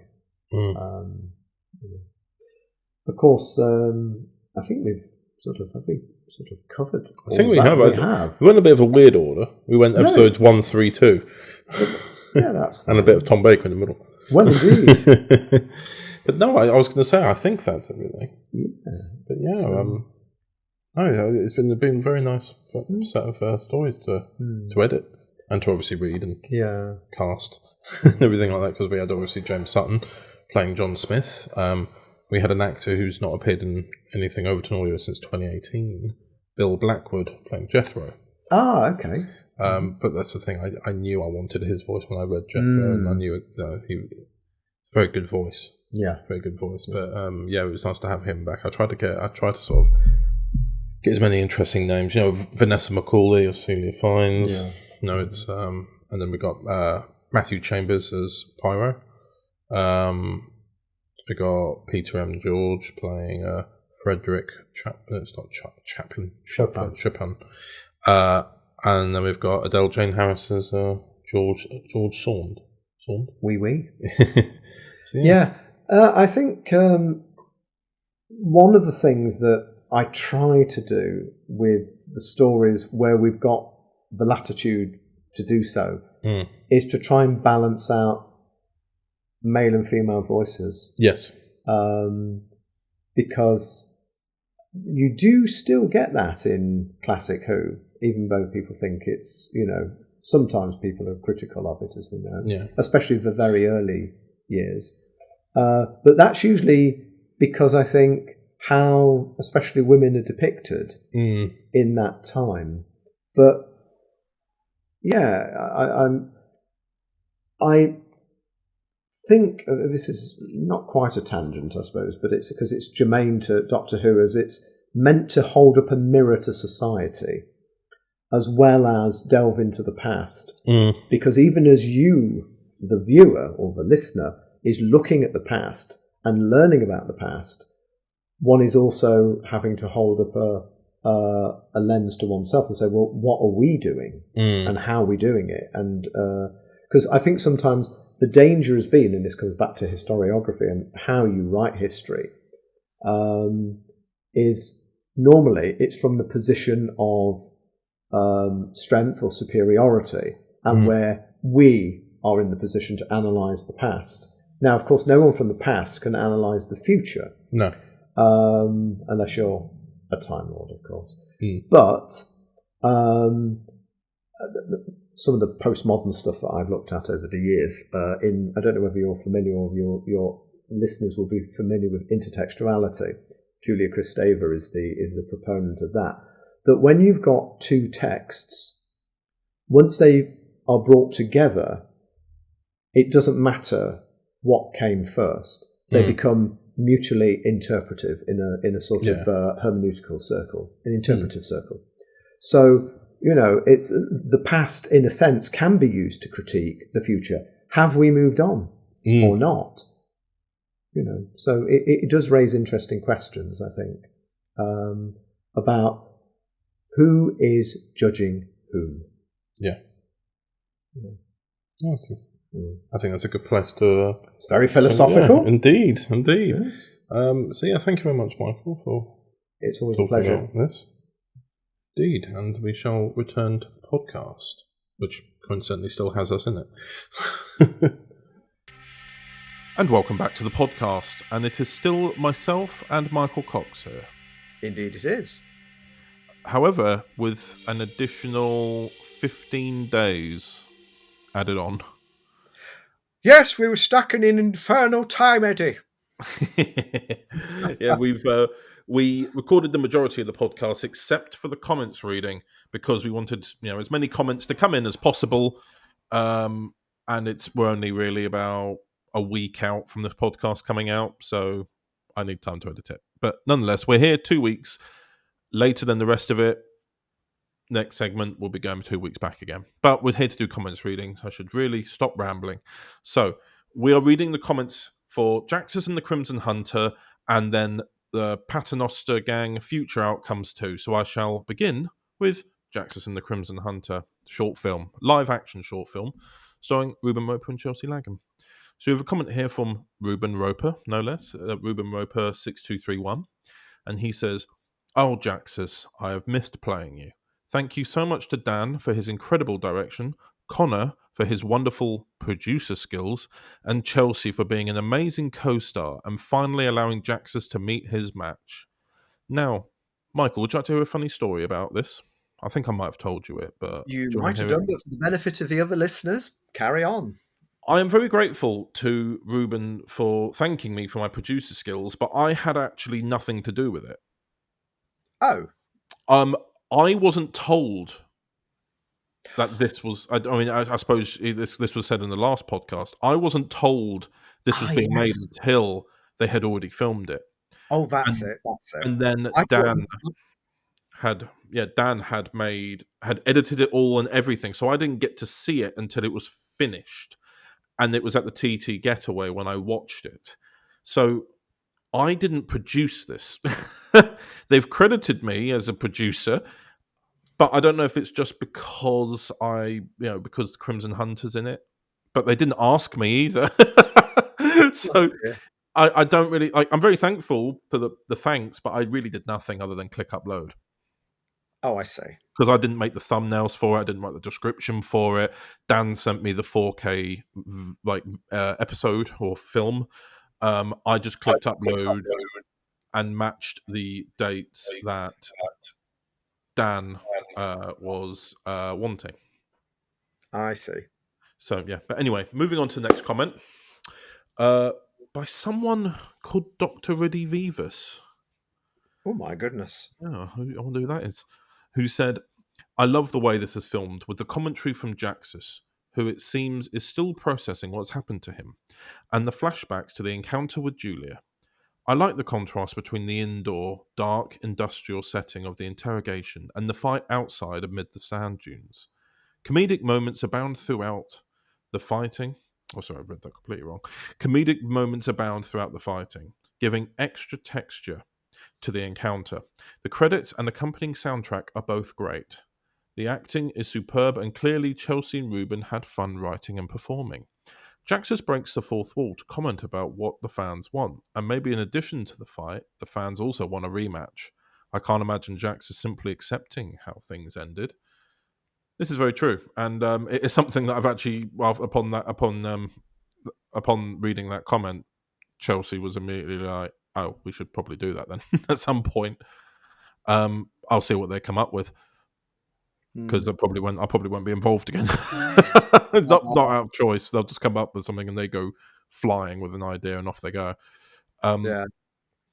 We have another comment from Ryan Dumphy 60, who says, "This was incredible. Kudos to Ruben, Chelsea, and the whole crew. Can I ask what music you used for this, especially in the fight between Jaxus and Julia?" Of which Ruben Roper responded, "It was a remix I made of Smack My Bitch Up by The Prodigy." Ryan Dumphy then said it was very nice and that he has very good taste. Yes, Ruben's been getting very good with composing music and especially with mixing. So the music that was used is actually made by The Prodigy, but I was really surprised it didn't get hit by any copyright. I think it's transformative fair use. Oh, right. Yeah, I don't know. I was quite surprised. I was waiting for a copyright hit, but I don't know. I don't know how we got away with it, but apparently we did. Another comment here from Just MMS, who says, "I loved it. Oh my god, that was the best. More, please, more. Also, please say that there was a documentary or future Overton Audios podcast that will discuss more about this." Yes, there has been. It was last month's podcast. We then have Crossover Kid 92, who says, "This was hilarious. I love these two together. They bounce off each other so well." We then have another comment from Redemption Studios, who says, "Love it. This is what the fans want. That killed me. Great work, guys." So it was really well received. A lot of people were very happy to see Jax's Cader back. Obviously, we'd done stuff with Jax's Cader before with Torchwood 2000's 60th anniversary. But overall, it was well received, and we are planning to do more with Jax's down the line. Yeah. I mean, certainly when I saw his stuff on his own channel, Fortuna Vega, yes, very, very good. And it's great that he's in the Prism universe now, or visiting somehow. Yes. Somehow. Indeed. Ever since we opened up to the multiverse, possibilities abound. Oh yes, definitely muchly. Right, so I guess we're going to move on to the Pat Gang comments reading. Have you got episode 1? I have indeed, yes. Oh, New Year's Revelations. indeed. I must preface the remarks that I think that certainly Future Outcomes 1 was superb. So, my expectation levels were quite high to see where is the story going to take us next. Oh, yes. So we'll actually hear what some of the audience think about that. So we'll start with Jeev and John. Mm-hmm. A wonderful beginning to this second volume. The introduction of Cade Redhill was marvellous, even if we had heard the character before. But it was nice that this was his initial introduction in this series, as well as finding out he is very familiar with the Sontarans and the Silurians when he met Vastra and Strax. It's fantastic to also hear that Jenny Flint has also gotten very used to the 21st century and even now has a job. Henry in this episode was an interesting listen, with him picking up straight from his encounter with the Toymaker and the Cravat Doctor, which eventually led him to telling Jenny about the alternative timeline where she had a child with him, which really gave me cause for concern with the last scene, as I'm really wanting to hear the ramifications from it. I look forward to what's next in this volume for the Paternoster gang, as well as Henry. Oh, that's very nice. Now, we've got one from Stefan Carlis, 5909, and it's simply 7 hearts. Oh, much enjoyed then. Much enjoyed. And not loved quite as much, but I'm sure, I don't know. Is Vincent Peel 8367 just 2 hearts? Maybe I should start putting hearts on the comments that I leave. Yes. But, do I need to? Maybe I do. I don't know. Anyway, the next comment is from me, Michael, aka Dr. Redivivus. A nice tie-in with The Conqueror of Time, and picking up where we left Cade in episode 4 of Future Outcomes. Having someone who has some knowledge of Benjamin Falstone could be to the advantage of the Pat Gang. In the current episode, we continue to delve into the heart and mind of Jenny Flint, which adds texture to the story. As Vastra struggles to accept the onwards march of time into a potentially unwelcome future, Strax continues to provide comic diversion, thereby offering lighter moments. Another superb production. Indeed. It's very surreal to hear you reading your comments, because I've always have to try and interpret them when reading them. It's a bit meta, isn't it? Yeah, just a tad. Is it? Oh dear. Oh, yes, indeed. So, moving on to the episode 2 comments. So, starting off we have a comment from Stefan Callis 5909, who has given another 7 hearts, no less. Consistent. I'll give them that. Very good. Yes, and then we have a comment from Jeevan John. Oh my god! I clicked on see more on it, and it just opened up. Right, so the comment here from Jeevan John. This episode was an absolutely excellent listen. The follow-up from what happened in the last episode with Jenny and Henry was explored wonderfully, with Henry acknowledging his wrongdoing, but also giving his reasoning for why it happened, which I did not expect for Madame Vastra to accept, as she was rightfully upset with him at the start of the episode. I really loved the time travel aspect of this episode, and with this episode, where we get Jenny going back in time, looking back at a past relationship with Lottie, which took me completely aback, as I always thought that she began with Vastra, and I'm eager to find out if Vastra herself about this aspect of Jenny's past. Strax and his offer to be emotional support for Jenny in this episode was rather sweet and humorous, in that he is now aware of TikTok, which makes me wonder how much of the 21st century lingo he has explored. I love how Cade has now become more of an integral role in the gang, and was very resourceful in this episode when sorting out the paradoxes and time jumps. But I also loved him trying to keep the team in line when Jenny refused to talk with Henry, which was justified, but in the moment, I personally feel that Cade had every right to raise his voice at her. Benjamin Falstone's return this episode was marvellously done, and I cannot wait for him to finally face off against the Paternoster gang. Overall, this was a marvellous episode to listen to, and I eagerly await for what is to come next. Very nice comment indeed. I always find the longer comments are better, because I like it when people, I just know when people have, you can really know that people have actually listened and tried to unpack and understand the story. It's something I really enjoy about your comments, and certainly about Jeevan's comment here. I just sort of, as a result, I kind of go, right, okay, so it is clear what's happening. The amount of times that I've had things come up in audios where, I mean, for example, I know that have you listened to the last Cravat Doctor volume that we made called Multiversal Recovery? If it's on Overton Audios, then yes. If it's on another platform, possibly not. It was the two-parter hybrid story. I'm sure I have. At the end of that story, it wasn't very clear initially what had happened to the Cravat Doctor. Oh, sorry. Yes, of course. No, I've been to bed since then, as a saying from up north goes. Yes, because didn't I post a comment to that effect? Yes, I think you were one of the only people who actually understood what happened to the Cravat Doctor at the end. Did I? Yeah, which was that when they were fighting Dalek Storm and the Doctor fell out of the TARDIS in the middle of the vortex winds aged him. Yes.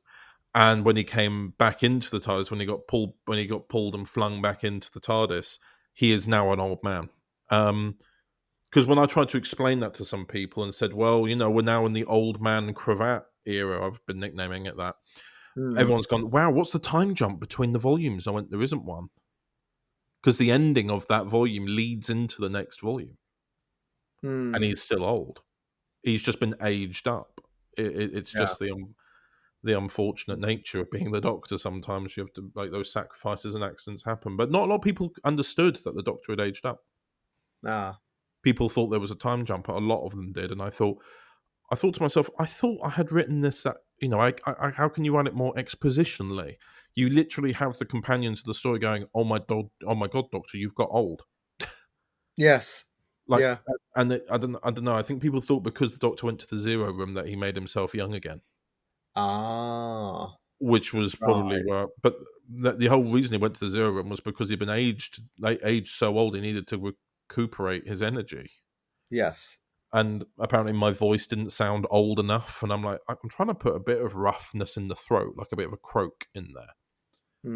But I'm not a professional voice actor. I just try my best. And hopefully that's enough. Either way, when the next Yes. Korvac volume comes out, he'll be an old man on it. So, Well, they'll just have to re-listen and, appreciate the story anew, we might yeah, say. indeed. Yeah. Right, moving on to the next comment. We've got a comment from Yuan the Blue, who says, Strax never fails to amuse with how often he strives to embrace the modern concept of emotional support, no matter the circumstances. I think a lot of people like that. Emotional Oh, support. indeed. Yeah. Yeah. That was one I came up with. I was thinking, oh, but he loves TikTok. He loves The Apprentice. Because in Volume 1, I think he was watching cat videos on TikTok. I thought, he's a nurse. What can we apply? What would have been different now to back then? Ah. And being a nurse, what's talked about more now than it would have been in the 1890s would be mental health. Yes, indeed. So that was where that came from. Hmm. I tested it out by coming up with that concept and telling a few people I was on a video call with at one point, and they all chuckled and laughed. So I knew it was okay. Indeed, indeed. And lastly, we have a comment from Dr. Rudy Vivas, which is, of course, your good self. Being sent down to the Dippers was a terrible fate, and it was more important to look at such a real-life horror alongside the timey-wimey stuff. Jenny takes centre stage, and this brief sojourn, is it sojourn?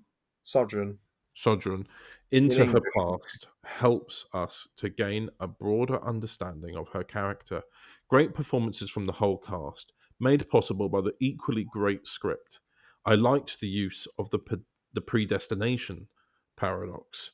Jenny was in a causal loop. She saved herself. I'm intrigued by Benjamin Falstone's closing words, leaving me wondering whether we have the full picture of Cade Redhill or not. The reason I had to stop myself before I said predestination, I almost said pedestrian.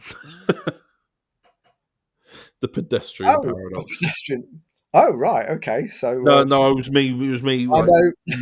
it was me like reading too fast for my brain to comprehend what I was reading. I know I used to provide, not deliberately, of course, but it's just how I write things, that sometimes when they had the comments reading in the past, some of your co-hosts would be struggling with my vocabulary and sentence construction. I'll And I tell was like, you oh completely dear. honestly, it's And I not. was like, oh dear, sorry. No, it's not. I'll tell you honestly, and I'm not. I don't wish to sound insensitive when I say it. I know a lot of dyslexic people. Right. And that is essentially it. All right. Okay. Lovely, sweet Daniel J. Patton.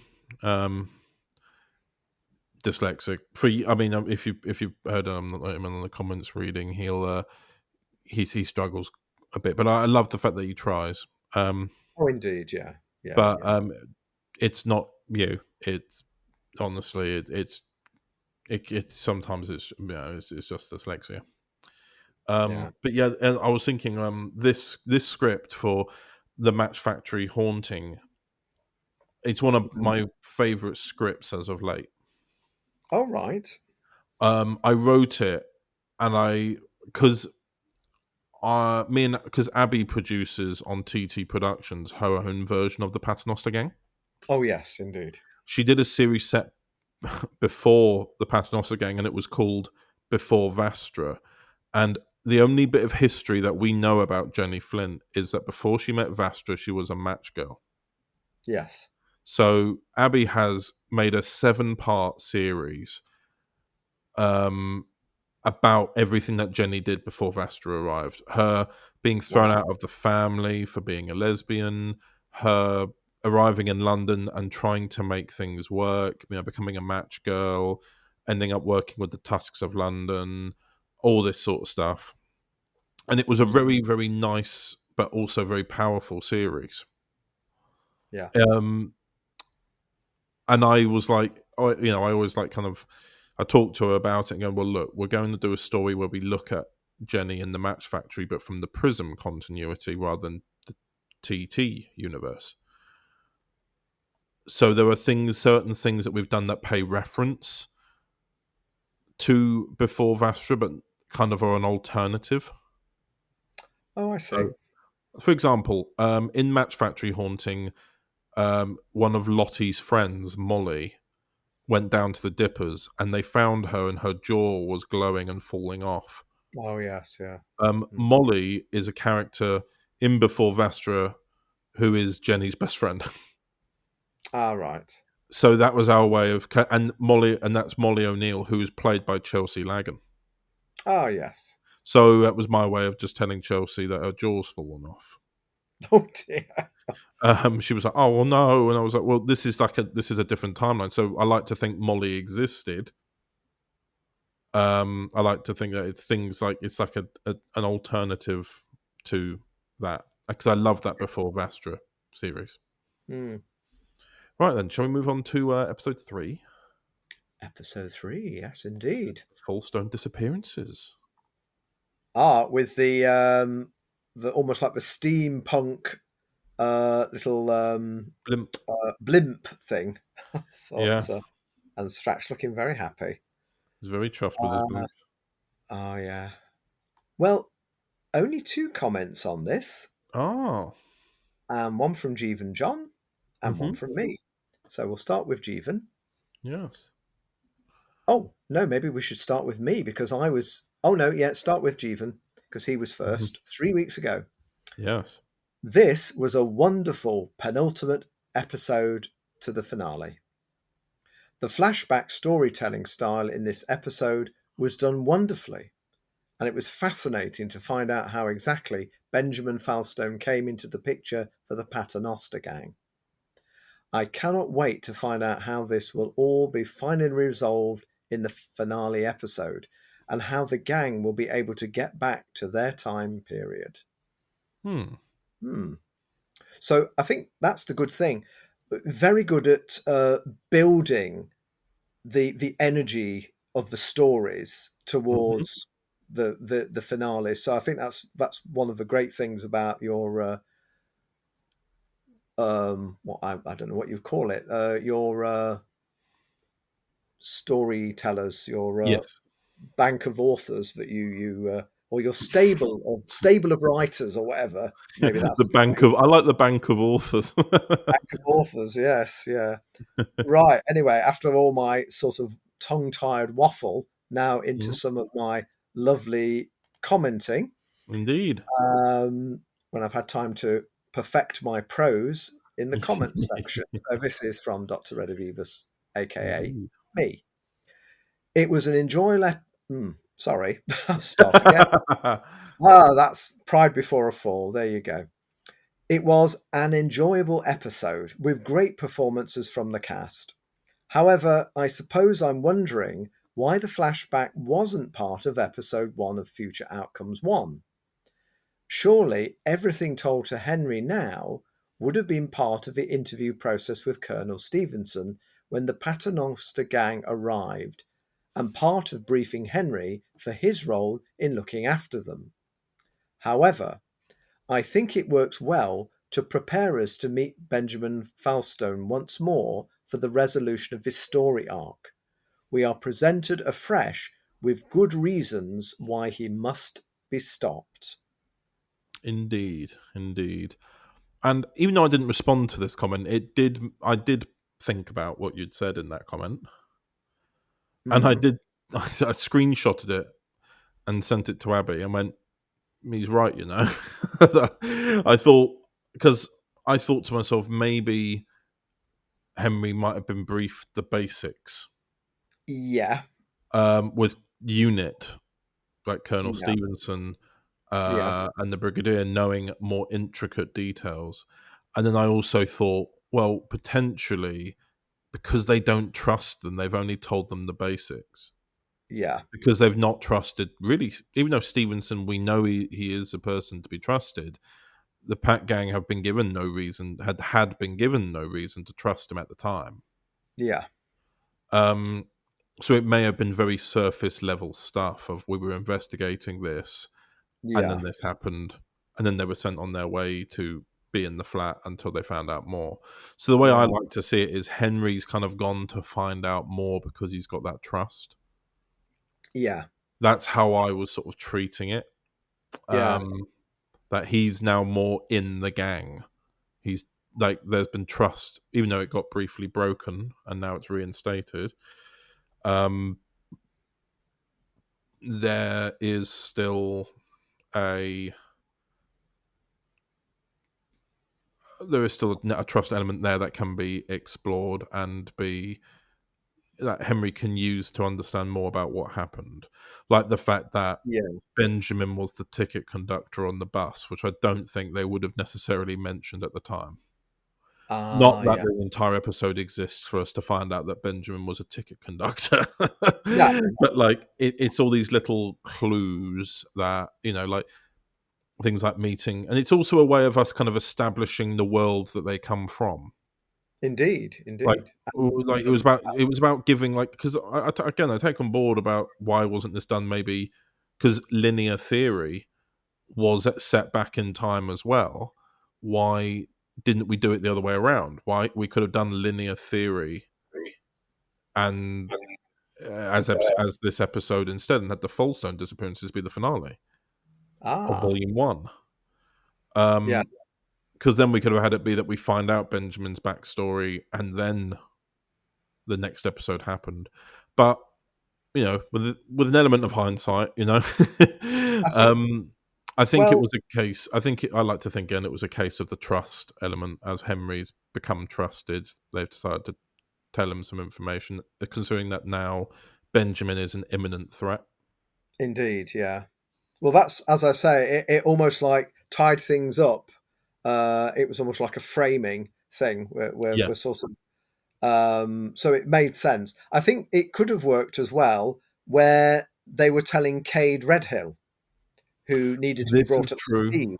This is true. Yeah. And that would have made sense as well.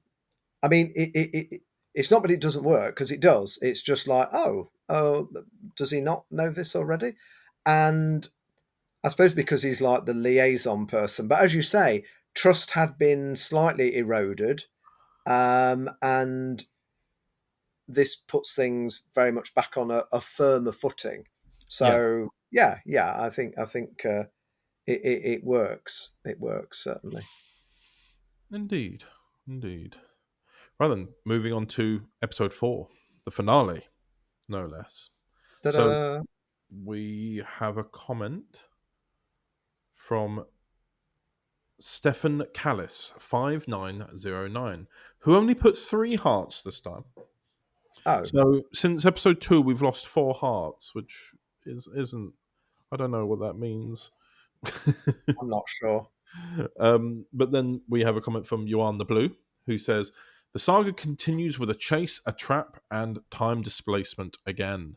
Looking forward to what happens next already. Then we have a comment from your good self, Dr. Eddie Vivas, who says, tensions mount as the pieces of Benjamin Falstone's plan fall into place. However, Cade Redhill has a trick up his own sleeve, quite literally. Colonel Stevenson continues to be the heart of UNIT in contrast to the Brigadier, who is its head in both senses, and is determined to run his organization with machine-like efficiency. The climax of the story sees 2 time displacements, and it will be interesting to hear if they can be corrected or even undone entirely. I'm beginning to wonder if more is still to be learned about the wood used to build Falstone's original time travel device. You're very intuitive. I find it interesting that in spite of being from an advanced species, it is Vastra and Jenny who is less cautious about the dangers of looking into her own future. However, I think this is a symptom of her sense of powerlessness. She desires something, anything, to help her regain control of her life. And as someone who is so used to taking the lead and defining herself by that, this is important to her. But last but not least, congratulations to my fellow cast members on their great performances. Yes, we are going to find out more about the table licks. Goody. It is. I'll say this now because I've written volume 3 already. Literally, the next volume is entirely about that. Oh, wow. Yeah, Brilliant. literally. The next volume addresses exactly what that means. Ooh. And how is it different to a vortex manipulator, for example? How was this made, etc., etc., etc. I won't get into spoilers, but we then No. have a final comment from Jeevan John, who says, a wonderful finale to this fantastic volume. The story was written beautifully by the ever so amazing Abby Louise and Connor Chadwick, who both brought a very climactic feel to this story with the way they both wrote it. The characters were all acted out spectacularly by their respective voice actors, especially Lewis Willhouse's Henry Woodman, who this episode had a very doctor-like tone to him with how easily he was able to take care of a situation, which really impressed me. And it was also wholesome to hear Colonel Stevenson see this as well. The ending really took me by surprise, and I cannot wait to see how the gang will eventually get out of their new predicament in Volume 3. P.S.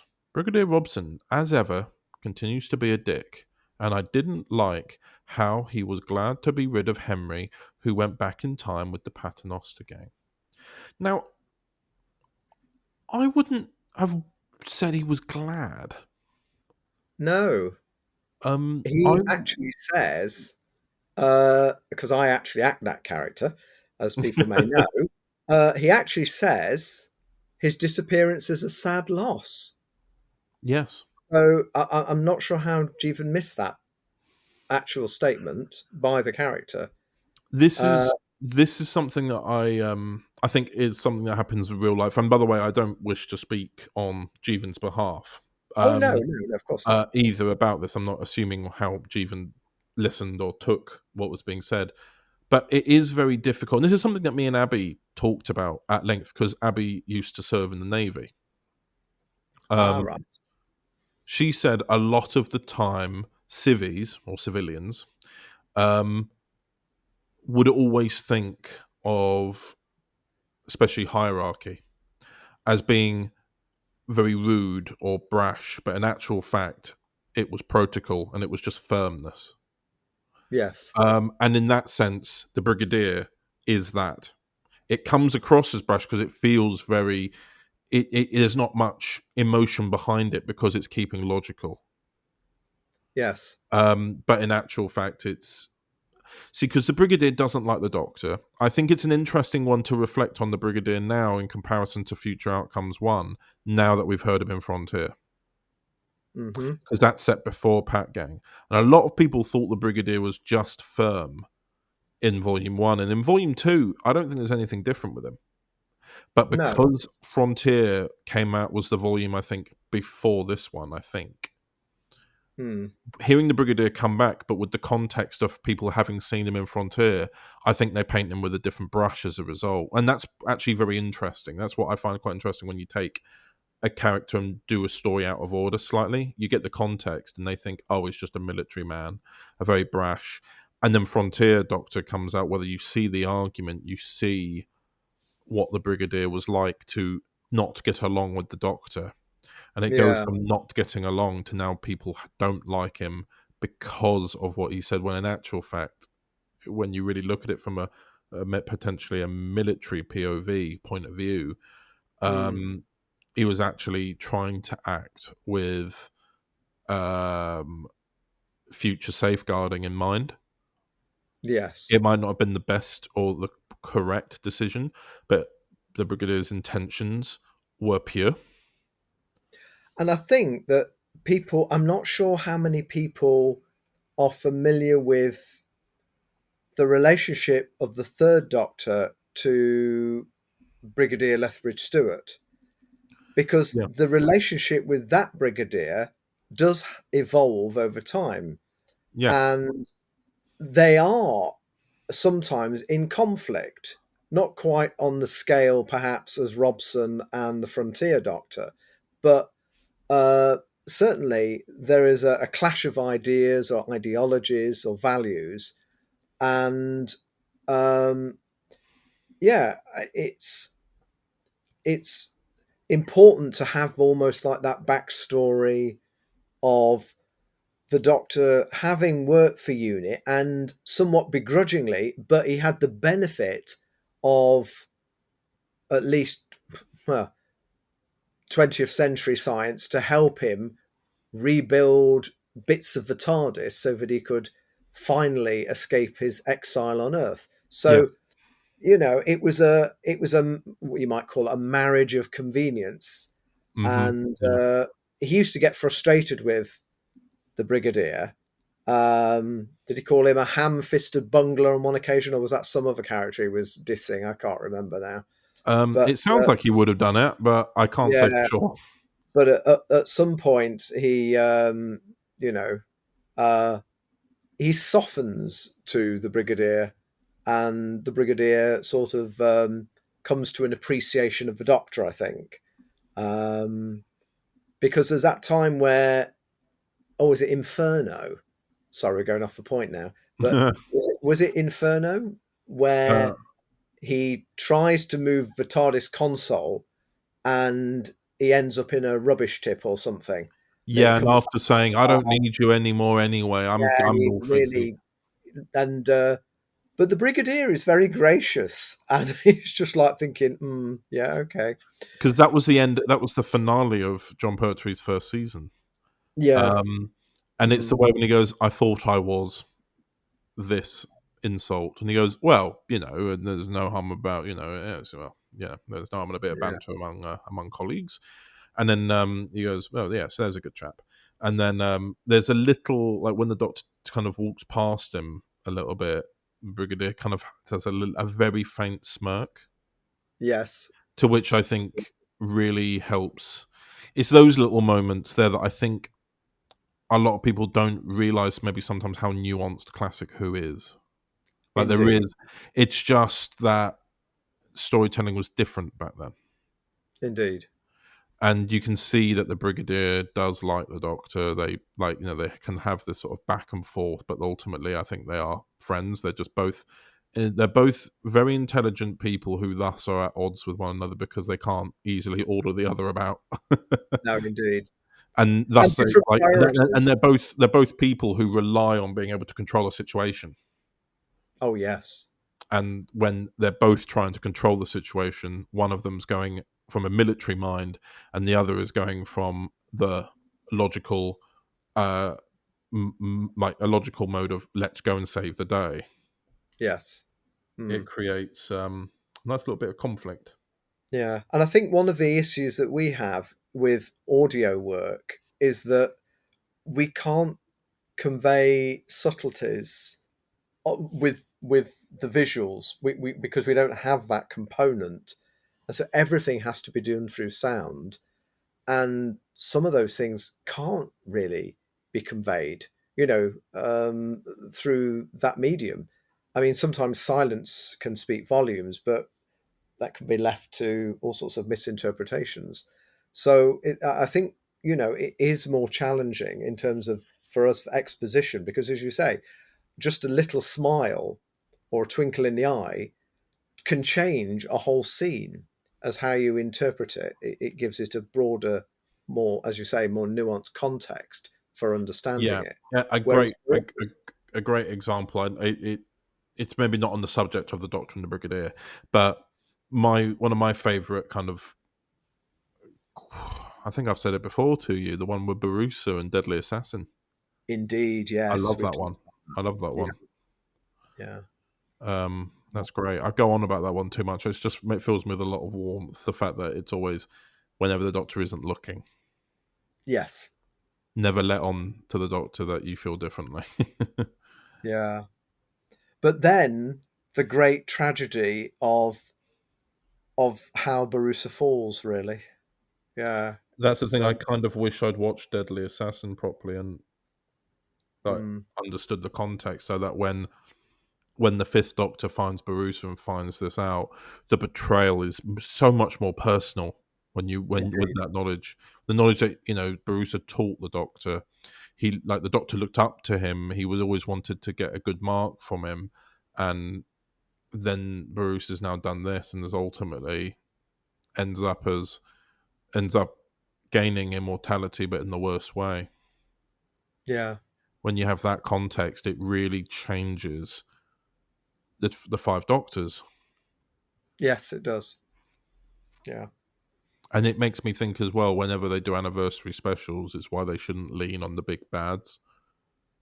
Like, they were able to have cameos in the Five Doctors. I know we're really going off subject now, but like, we were able to, like, you know, you still had the big bads appear, like Daleks, Cybermen appear in the Death Zone, but the overall villain was actually someone from the Doctor's past. What, like, you know, it was actually, to be honest with you, the 10th anniversary special, Omega, 20th, Barusa, 30th was the Rani. Ah, yes. The 40th was it Scream of the Shulker? Was that what the 40th was? I suppose. That one was a bit of a rogue one. And then the 50th was I suppose the Doctor's inner turmoil to have to be a villain. Almost to be the one who ends the Time War. Yeah, and indeed. The 60th was about, I don't know, the 60th was the first non-Time Lord kind of villain.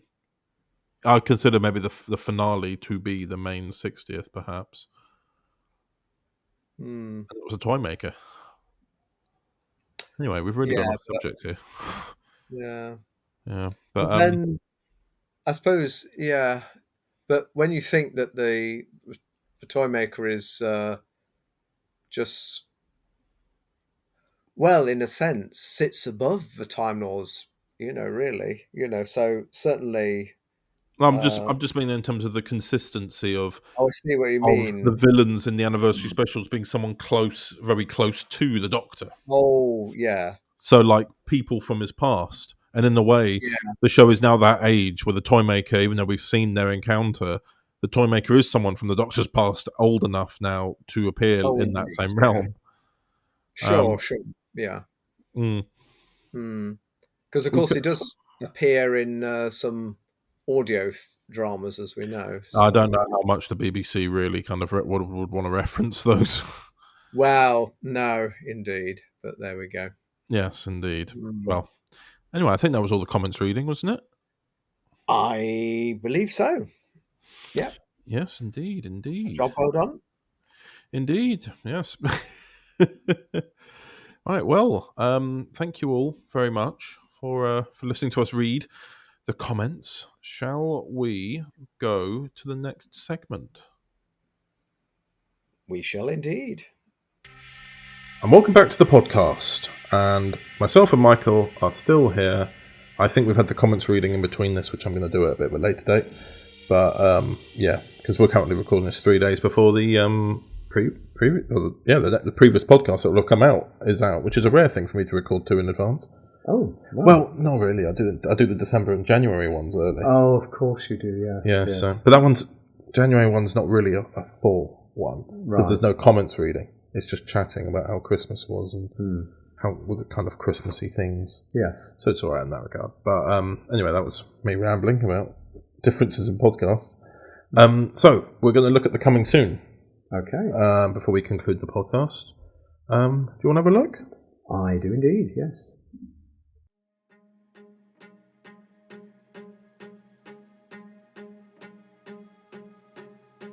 Overton Audios presents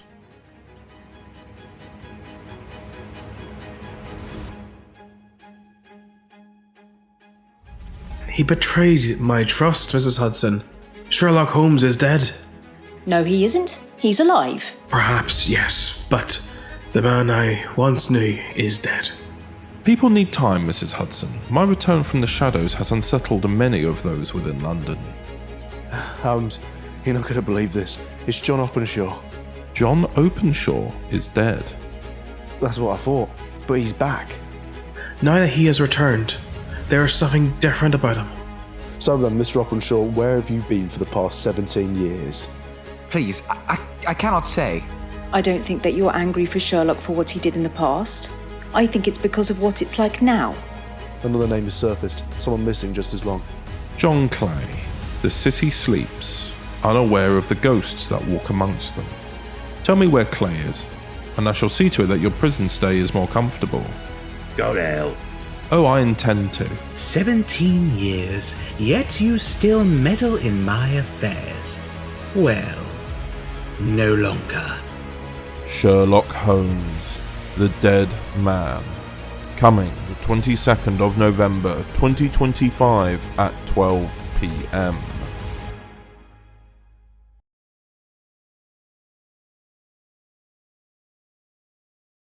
And there we go, a new Sherlock Holmes audio. Oh, I do like the artwork. Well, I like what they were saying, of course, but I like the sort of like omnibuses in the background. Everything. It's very period feel to it. So this is a story that is an original story. Mm-hmm.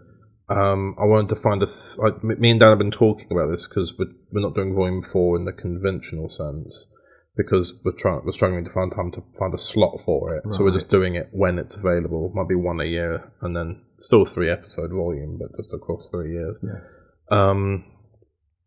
So with regards to this, I wanted to do something that was in the aftermath of what happened with Sherlock Holmes, because when Dan wrote Empty Hearse, he wrote it to be very loyal to the original source material, and not that was a problem. I think it's still good to do so and reference it. But I wanted to see a consequence when maybe later on, when John Watson really thinks about it, he kind of realizes, actually, I was really happy that he was back, but now I am realizing that actually I'm really annoyed. Yeah. So this is set 6 weeks after Empty Hearse, where Sherlock's been calling for Watson, but Watson isn't responding. And Watson's just like, no, but my friend did die. Yeah. He's been dead in my mind for years. Yeah. And now he's just back and expect me to go back to normal. That can't happen. It was nice at the time. And it's that late realization when you're in the euphoria of something, going, oh my God, I'm so glad he's, in this sense, he's like, I'm so glad he's not dead. Thank God. I'm so happy that you're back. And now he's settled from that euphoria and gone, well, no, hang on a minute. You faked your own death and let me think you were dead for years. Yeah. And the way you're acting, it like... As though it doesn't matter. Let's just carry on. You're like, well, no, but you did die. And that's where Mrs. Hudson... Because Mrs. Hudson's taking a much larger role in this, trying to be more kind of... Not domestic, but like, I just felt like Mrs. Hudson's not really had much... airtime, so to speak, and then of course we've got some characters from Volume 1 returning. Oh, really? James Sutton as John Openshaw from the 5 Orange Pips. Oh, goodness me! Yes. And then we have John Clay from the Red-Headed League. Yes. Coming back, and John Clay was only ever in one scene. He gets caught. Well, he does. Yeah. In the bank vault. Yeah, exactly. Yeah. And did I not play the bank manager in that? I think you might have. I think you did. I think, or the something. Yeah, I remember. Yeah, I'll have a quick look. That's the thing. We do things and then we move on to the next project, and it's your memory for dates and times and also cast is amazing. You played Mr. Merriweather. That was it. Yeah. Yep, you were in the Red-Headed League. Yeah. Yeah. So in that, it was something where I definitely wanted to, again, it was almost similar to what we were talking about in the other segment about Prelude. Yes. The dead man for Watson is Sherlock. Yes. But in this, you've got people coming back from the dead, and it's a bit, it mirrors, but without it infringing on the Empty Hearse story. It's like the aftermath of going, well, everyone, like, Sherlock's questioning, how are you alive? And they're like, well, how are you? And he's like, no, but we saw, like, in that story, John Openshaw was dead by a sundial. They found him dead. And John Clay's not been dead, but he got arrested and has kind of come back. It's more like a kind of 17 years have passed. Sherlock just assumed they were either dead or moved on, but they haven't really. No. And John Openshaw was never a villain. He was never he was a witness who sadly met his end. And it's almost like, with his new lease of life, he's got new opportunities and chances to potentially take. So it was nice to be able to do that sort of story where we are able to look into a bit more of the aftermath of it. And that's something we're going to have to deal with Watson's understanding of what's happened and accepting of it, which is something that it's going to be raised in the next one, which the next Sherlock Holmes, which is going to be out the 22nd of November, with the trailer coming out on the 15th, which is just a few days after this. So if anyone watched the podcast, they got a little early viewing there. Indeed. But I don't think there's anything else other to say. Then it's the end of the podcast, I think. And thank you for having me. Indeed, thank you very much for being here as well, because we are obviously here in person. But yeah, thank you so much. And hopefully, I won't be carried away by any infernal time it is as I try to get home. Indeed. So but I guess there's nothing else to say. Then thank you very much for listening to this month's podcast, and once again, thank you to Michael. And we will see you in the next podcast. Farewell.